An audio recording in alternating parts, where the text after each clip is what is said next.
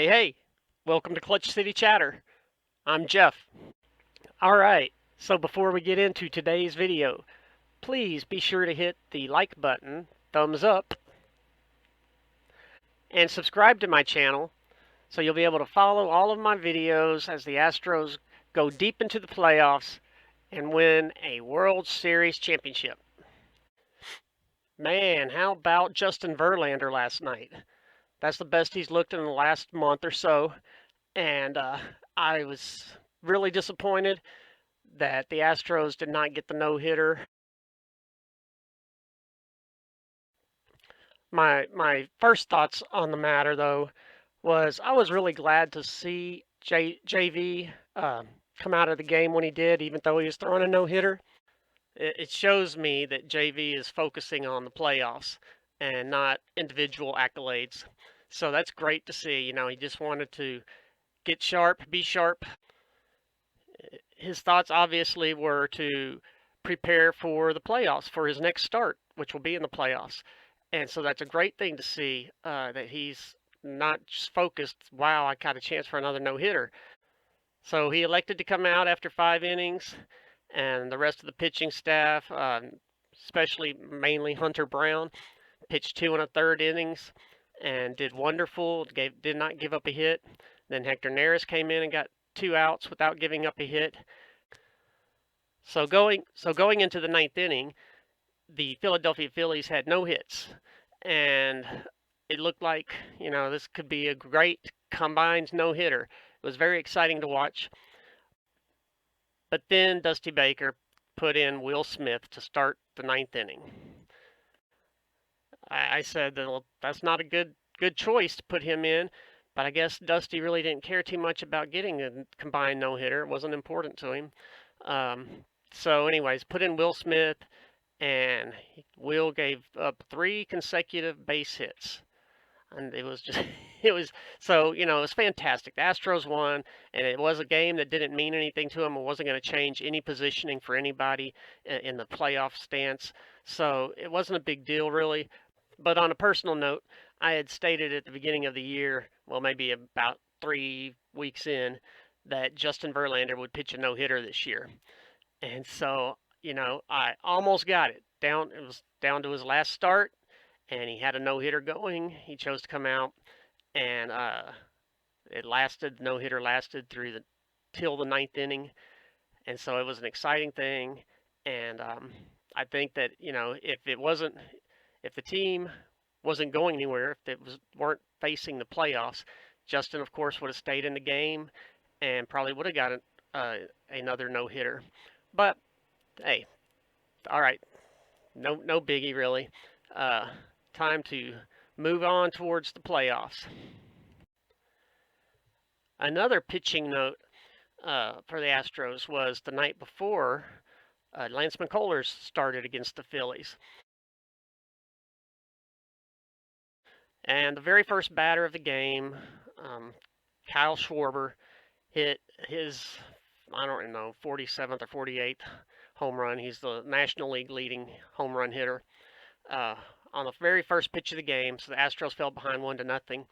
But after that, Lance McCullers had 6 fantastic innings. He pitched great. It was good to see. He's been a little, since he's come back from this injury, he's had some really good starts, but he's had a few that are just mediocre. And you kind of had to wonder, is he really the smartest choice to be most likely the third starter for the Astros in the playoffs? Because up till this point, really, Christian Javier has outpitched Lance McCullers. So maybe Christian Javier should be third and Lance fourth. But Lance had a really good game on Monday night. So as far as the pitching rotation goes for the Astros in the playoffs, of course, it hasn't been officially announced yet. But common thought would be the top 4 would be JV, Framber Valdez, Lance McCullers, and Christian Javier. And then you've got to think, okay, well, JV, without doubt, absolutely, no questions asked, is the number 1 starter, game 1 starter. But going to game 2, which is also in Houston, Do you want to pitch Fromber, who is unquestionably the second best pitcher on the team, or Lance McCullers? And the reason I asked that and are wondering about what to do there is that Lance McCullers has a much better record pitching at home than he does on the road. Game 3 would be on the road, and Game 2 is at home.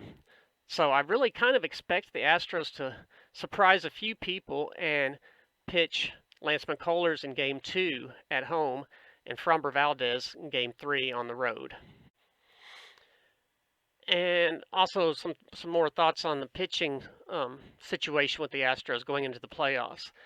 I feel certain that Hunter Brown has definitely earned a spot in the playoff roster. He will be pitching, of course, out of the bullpen, but he's shown that he can be dominant there as well as starting. So I expect Hunter Brown to make the team.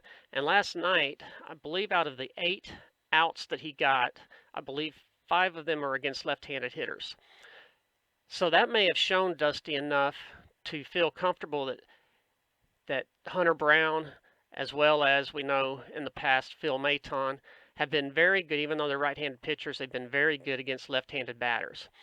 And really, I believe that they've been more successful against left-handed batters than the Astros' left-handed reliever, Will Smith. And so I think that Will Smith may be left off the playoff roster, which would again mean that there were no left-handed pitchers in the Astros bullpen. But like I said, if Hunter Brown and Phil Maton are getting left-handed batters out at a good clip, you don't need a left-handed pitcher that is just average. So this afternoon, the Astros have the very last game of the regular season. It's at 3 o'clock today against the Philadelphia Phillies. And Framber Valdez will be starting, and he probably will, just like JV, will only go about 5 innings. And so keep in mind the numbers I'm about to give you could change slightly. I mean, like very slightly, because there's today's game. But it looks like the season ending numbers for some of the Astros are pretty remarkable. I'll start off with catcher Martin Maldonado, who, despite his sub 200 batting average, he does have 15 homers, which is a career high for him. And Machete's 15 homers is about 6 home runs more than what Christian Vasquez has, who the Astros traded for to be the backup. And many people thought that Vasquez should be starting much more than Maldonado, because Vasquez has like a 280 average, so his batting average is very good, but he doesn't provide much pop, and he hasn't hit a single home run since he's been with the Astros. So I believe he's sitting at 9 on the year, where Maldonado has 15. So he provides more pop. And so there's times when you need the long ball more than just a base hit, but there's plenty of times when a base hit will do the job too. So anyways, I think the Astros are in a good position for the playoffs at catcher with the two of them, Machete and Vasquez. And both of them have been very successful in throwing out base runners. And of course, they call a good game, so they're set. Next up, I do not have the numbers for Jake Myers as far as just in the last 4 days that he's been up with the team. Overall on the season, it is not good numbers. He's batting about 216 or 220, somewhere right around there. So batting average, not good. I think he has 1 home run with the Astros this year. But, you know, he spent a month in the minors where he absolutely was killing it. And I brought him up 4 days ago. And I think they've made a mistake by not starting him every day this against the Phillies, or the last 6 games actually that he's been up here. I really expected him to start these last 6 games, and he's only started, I think, 3 of them. I imagine Jake will get this afternoon's start in center field and probably play 9 innings. And anyway, since he's been back, the 6 games that he's been back, he's made an appearance in every game, whether it be just as a pinch runner or a pinch hitter or a sub in the middle of the game. And he's had a few at-bats, and he's had several hits now since he's been back. He's looked very comfortable again at the plate. He made a above average play in center field last night. So, anyways, I think that he's looking good, and I completely expect him to be on the playoff roster, which is nice. You know, the kid, he's had a rough go, hard time this year coming back from the shoulder injury, and so I'm excited to see what he can do. I think that he will probably get the majority of starts in center field in the playoffs. Chas McCormick, though, is listed in the top 15 in outs above average at 7. So that's really good. Although, then if you look a little bit further, and Jake Myers is at 6. So, you know, they're both above average defenders. So I think the two of them combined will nail down center field for the playoffs and hopefully provide enough punch to justify it. And I think that they will. Then Alex Bregman, you know, you've heard me singing his praises the last couple months. So Alex hasn't stayed on quite as hot of a streak as he was, you know, 6 weeks ago. And it looks like he'll end the season with 25 home runs. And right now he's at 92 RBIs.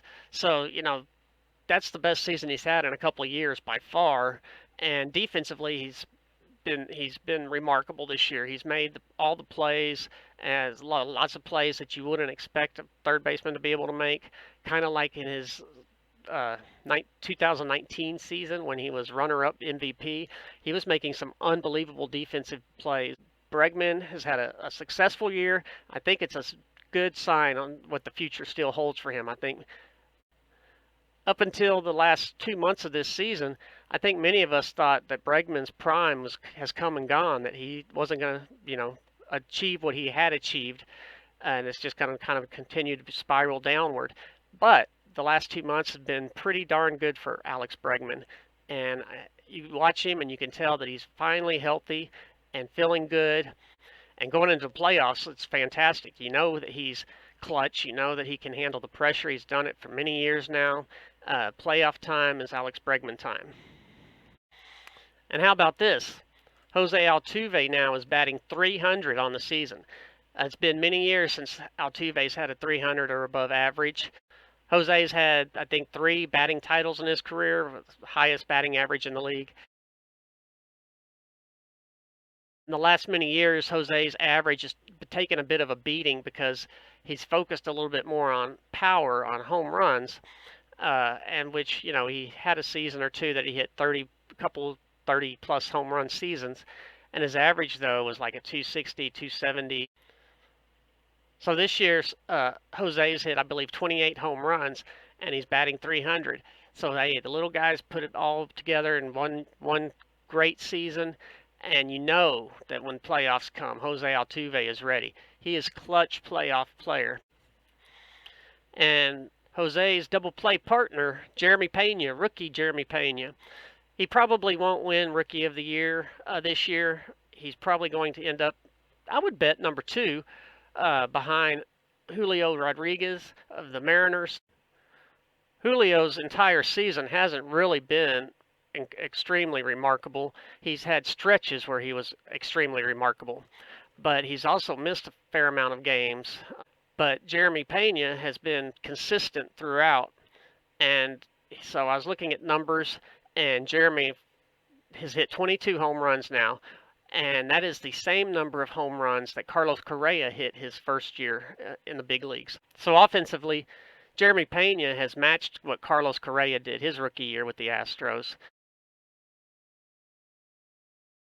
That's something I was really surprised to see looking at the stats of those two players is Jeremy Pena's rookie season. Defensively, he is at 7 outs above average. And so that's not, you know, just insane number, because there's been a couple of years that Carlos Correa throughout his career has been at 20 outs above average. However, Carlos Correa's rookie season, which is what we're really measuring here, the 2 rookie seasons of Correa and Pena. Correa's rookie season, he was at a negative 18 outs above average. So defensively, Jeremy Pena has just clobbered Carlos Correa's rookie season. All right, and Big Jordan. He's hitting 300 on the season, and he has 96 RBIs. So there's a small chance he could get 4 RBIs tonight, because I wouldn't mind him hitting a grand slam today to get that 100 RBIs. Watching him bat over the last week, it looks like his hands are not bothering him. So he's definitely swinging with power again, and so that's a good sign going into the playoffs. And of course, that leaves King Tuck. Tucker has had a great year under the radar.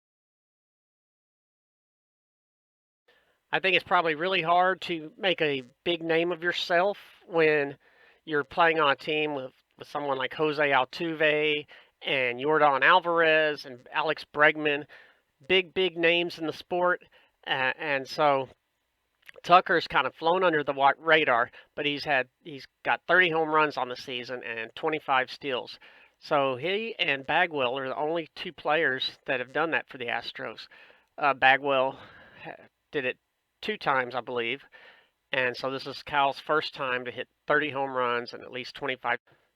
So the playoff brackets are set, and the Astros will be facing the winners of Toronto Blue Jays and Seattle Mariners. And it's kind of crazy because we are the number 1 seed, but those are the 2 best, or at least the 2 most feared teams, I would think, out of the wild card division round. In the first round, you've got Tampa Bay playing the Cleveland Guardians. I would much prefer to face the winner of Cleveland and Tampa Bay, but no, for some reason, the way it's stacked up, the Astros will face the winner of Toronto and Seattle. Toronto's lineup is very scary. For one, I don't like the thought of George Springer coming back to Houston in the playoffs. I imagine we're going to see at least one Springer dinger to open up a game if we play Toronto. And then, of course, they've got Vlad Guerrero Jr., they've got Biggio on their team, Lourdes Gurriel. They've just got a great lineup. Bo Bichette. It's scary. And the Astros pitching, of course, will be what gets them to the World Series. So anyways, we got to face either the Toronto Blue Jays or the Seattle Mariners. Seattle is also scary just because they find ways to win, man. They don't give up. They'll battle you to the very end, and they play a lot of small ball. So it's kind of small ball Seattle or big big bomb Toronto. Pick your poison. So the Astros' first game in the playoffs, second round, will be October 11th. So we've got five or 6 days to kill before playoffs begin for the Astros, and I can't wait. I'm really excited. I said from the beginning of the year, and I'm sticking to it. I really think this is the year the Astros win the World Series again, and it all starts October 11th for them. So that's all I've got for today. Thanks for tuning in. See you next time. And remember, swing for the fences.